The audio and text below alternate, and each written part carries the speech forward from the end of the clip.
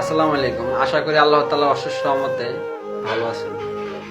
অনেকে বলে যে ভাই নাম দিয়া ছবি দিয়া যে বশীকরণ করে 5 ঘন্টা 6 ঘন্টায়, বশীকরণ কি সত্যি হয়?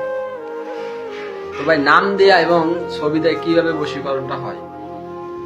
মনে করেন যে আমার নাম রাকিব, তো আপনি আমার নামে শুধু কিভাবে আমার নাম দিয়ে বশীকরণ করবেন? কারণ রাকিব নামে তো হাজারো আছে।